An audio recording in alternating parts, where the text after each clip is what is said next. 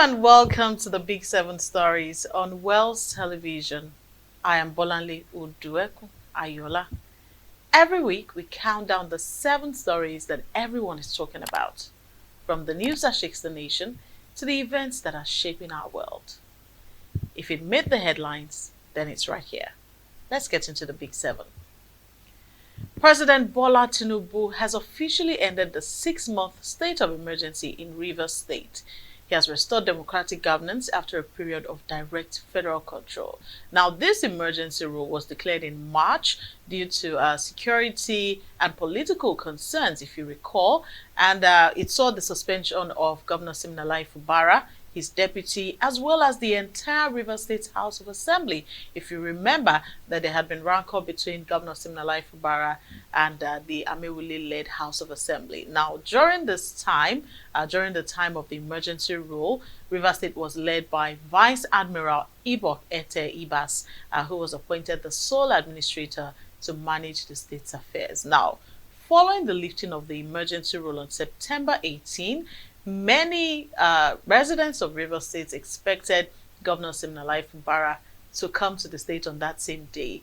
But hopes were dashed when they couldn't find the governor. But thankfully, on the second day, Governor Fubara resumed duty, and in his statewide address, he has, pledged to focus on unity, inclusiveness, and reconciliation across Rivers State. As a matter of fact, he emphasized the importance of rebuilding trust with residents and stakeholders while continuing developmental projects to advance the state.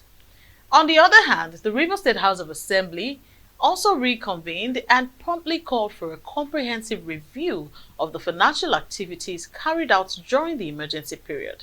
They expressed some concerns over the management of the state's resources while the legislature was suspended. They said that, they didn't approve the emergency budget. They said they didn't approve some of the contracts that were awarded and some of the funds that were spent from the state's consolidated revenue account. And so the Assembly Speaker, saying all of this, they demanded a full financial report to evaluate the use of public funds during the emergency rule by the sole administrator to ensure that no mismanagement has occurred. They also urged the governor, Fubara, to promptly nominate commissioners to form the State Executive Council and to submit an appropriation bill, that's a budget, covering the remainder of the fiscal year. Don't forget that many residents of Rivers State and many Nigerians had been asking prior to the suspension of the state of emergency, or prior to the end of the state of emergency, that would the sole administrator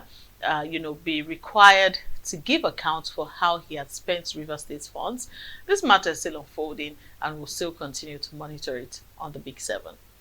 Our second story on the Big Seven stories for today takes us to the FCT, where resident doctors in the FCT have called off their indefinite strike following interventions from the Senate and the FCT Minister Nyesom Wike. Now, this strike started on September 15. The strike basically was in protest of unpaid, salaries for members that were employed since 2023, outstanding hazard allowance, demands like, promotion, demands like employment. That was also on their list, employment, as they said that, some doctors have to work ridiculous hours, and so this basically was some of the things they asked for. Now, the president of the Association of Resident Doctors for the Federal Capital Territory Administration, Dr. George Ebong, said that the members would resume work on Monday, September 22 at 8 a.m. He said that while their demands have not been met, he said that the Senate Committee on the FCT Area Council and Ancillary Matters intervened, and Minister Nyesom Wike was also expected, to address their concerns. And Nyesom Wike actually responded, while he was making the statements. He said that he had approved the doctor's request. He instructed immediate implementation, and he commended the doctors for calling off the strike. Don't forget that around this time last week, NARD across all states also went on strike, and it was only after some conversations with the government that they also suspended their strike as well. So kudos to the FCT resident doctors for suspending the strike, and we hope that the government will also hold on to its end of the bargain. Now, our third story on the Big Seven stories takes us to X. Yes. Now, where the Department of State Services, that's the DSS, has filed a 5-count charge against Omoyele Sowore, a former presidential candidate and publisher of Sahara Reporters, along with the social media platform X, which is formerly known as Twitter, as well as Meta, Facebook. Now, these charges were lodged at the Federal High Court in Abuja on September 16, 2025. They stem from Sowore's refusal to delete a post in which he referred to President Bola Tinubu as a criminal. Now, this story started a while ago. Apparently, Omoyele Sowore made a post on X and, described the president in words that they're not words of choice. And apparently, the DSS reached out to X to say, we want you to take down this post. But then X reached out to Sowore to say, well, this is what your country people have, told us to do rather. And they wanted to take down the post, and Sowore came and put that on social media. And the DSS sued him, and Sowore has also countersued the DSS. He confirmed this development in a Facebook post, stating that the State Security Service, alias official DSS NG, today filed a 5-count charge at the Federal High Court in Abuja against X, formerly Twitter, Facebook, and myself. They claim that because I called Asiwaju Bola Ahmed Tinubu a criminal, I have somehow committed a set of noble offenses they invented and spread across 5 counts. He further emphasized his stance by stating that one option he will not be taking is deleting the tweet. Now, as I said, Sowore has filed a counter lawsuit against the DSS, Meta, and X, challenging what he describes as unconstitutional censorship. His lawyer, Tope Temokun, argued that the case is about safeguarding free speech, stating that if state agencies can dictate to global platforms who may speak and what may be said, then no Nigerian is safe. We're still looking at this story. It's definitely still ongoing. This brings to the fore the issue of people going on, social media to call out government officials in derogatory names. You remember the core member who also came out to say a couple of things, and remember where her case is at the moment. But also, let's not forget that some of these government officials, while they were not in power, have also said things about, those who were in power. So it's just all about, there is free speech, there is freedom of speech, but should we not use it wisely? Let's move on to our next story on the Big Seven stories. This is a sad one.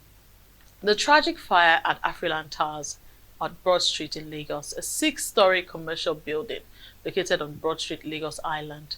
The fire has so far claimed 10 lives. The blaze apparently began in the basement inverter room on Tuesday, September 16, 2025, and it rapidly spread through the building, trapping occupants and causing widespread devastation. The latest casualties in this fire incident include 6 employees from the United Capital PLC who were working on the 3rd and 4th floor at the time of the incident. Earlier, 4 staff members of the Federal Inland Revenue Service, that's the FIRS, apparently their offices are located on the 6th and 7th floor, were confirmed dead.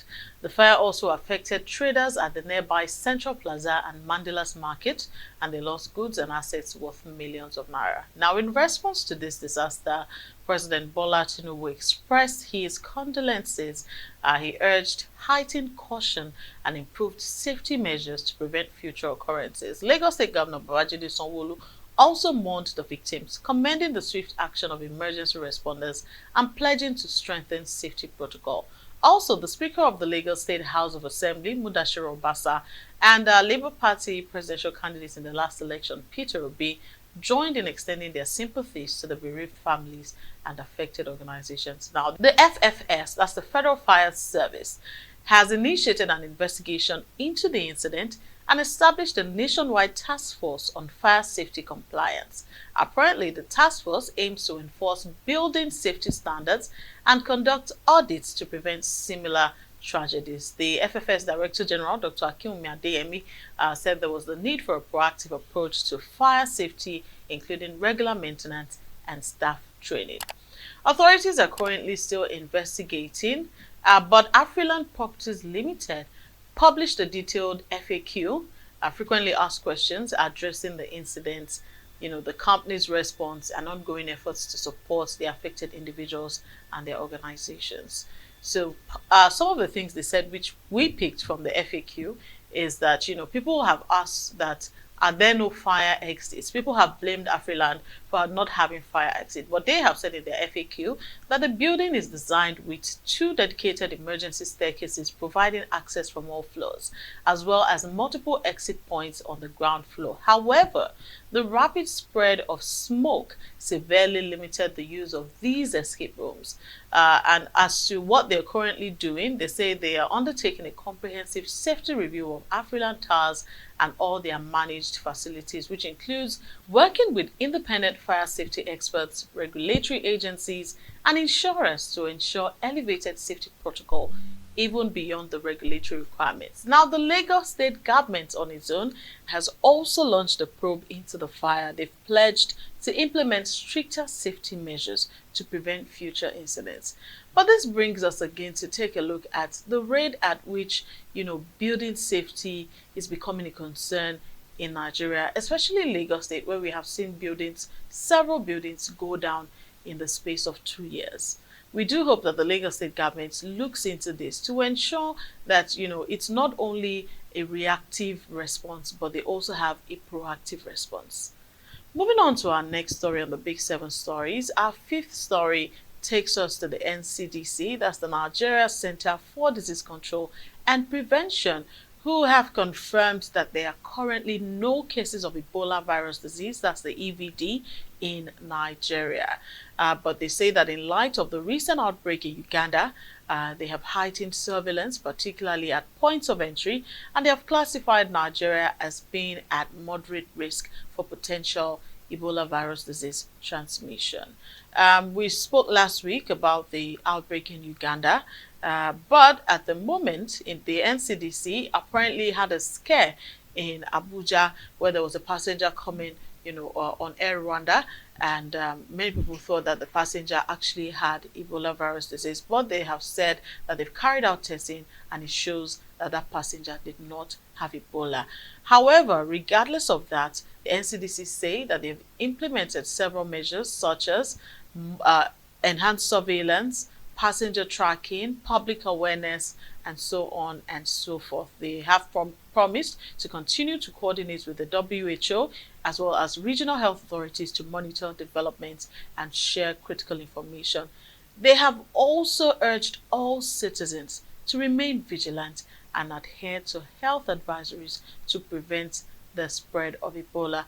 Don't forget that one of the biggest ways you can help yourself prevent diseases like this is to ensure that you maintain good hand washing hygiene. Wash your hands at every opportunity that you can. Now, moving on to the foreign scene. On Wednesday, September 17, ABC Network suspended Jimmy Kimmel live indefinitely after the host made controversial remarks about the death of conservative activist Charlie Kirk. Now, during his Monday night monologue, Kimmel had said, and I quote, "Many in Magaland are working very hard to capitalize on the murder of Charlie Kirk." He then added, and I still quote, "We hit some new lows over the weekend with the MAGA gang desperately trying to characterize this kid who murdered Charlie Kirk as anything other than one of them." He went on to describe some of the public responses as how a 4-year-old wants a goldfish. Now, these remarks have apparently sparked immediate backlash from viewers, conservative groups, network affiliates. Some critics are calling them insensitive and politically charged. Well, as of the moment, and in response to that suspension, apparently ABC suspended him indefinitely immediately, but several major late-night hosts have come to his defense. The likes of Stephen Colbert called the move blatant censorship. Conan O'Brien warned that silencing political satire is a threat to democracy, while we also had the likes of Jon Stewart, Seth Meyers, Jimmy Fallon, and David Letterman. They all criticized ABC. They say that the network gave into pressure and undermined free speech. Well, as we speak, ABC has not announced when or if the show will return. Kimmel himself has not made a public statement, but we will continue to monitor. And in sports, which is also our very last story on the Big Seven for today, Nigeria has showcased remarkable performances at the 2025 World Athletics Championship in Tokyo. They have delivered some of the most exciting moments of the competition. In the women's 100-meter hurdles, Tobi Amusan clicked the silver medal with a time of 12.29 seconds, marking Nigeria's first medal in the championships. And this achievement was particularly very significant because it came after a period of uncertainty regarding her participation due to kit controversies. If you recall, she had apparently made a video showing another country with their kits, to the championships, and they had suitcases, and then she showed Nigeria's kits, which came in, just a little bag. And we also had, the Sports Federation over here saying that, the major kit was coming after them. They flew her in business class instead of economy, and so on and so forth. Moving on, the men's 100 meters event saw Koinsola Ajayi making a notable impact on his World Championship debut. He clocked a personal best of 9.88 seconds, and he secured the spot in the semi-finals. But of course, he, didn't clinch a medal for us. In the men's 400-meter hurdles, Ezekiel Nathaniel advanced to the final with a time of 47.47 seconds, which was the fastest overall in the semi-finals. Yes, it's the first time since 1987 that a Nigerian reached the World Championship 400-meter hurdles final. That's a good one for Nigeria's track and field prowess. Now, Chukwuebuka Enekwechi delivered the commendable performance in the men's shot put as well, finished 5th with the season's best throw of 21.52 meters. He didn't secure a podium finish, but his efforts, contributed to Nigeria's strong showing in field events. And despite facing challenges in other events, Nigeria's athletes, were resilient and determined, and we give them kudos for their performance. And that's how the week looked. 7 big stories in one clear picture frame. Thank you for watching the Big 7 Stories on Wells Television. I am Bolanle Odueku Ayola. Remember, the news doesn't end when the bulletin does. So stay curious, stay informed, and I'll see you next week on the Big 7 Stories. Bye.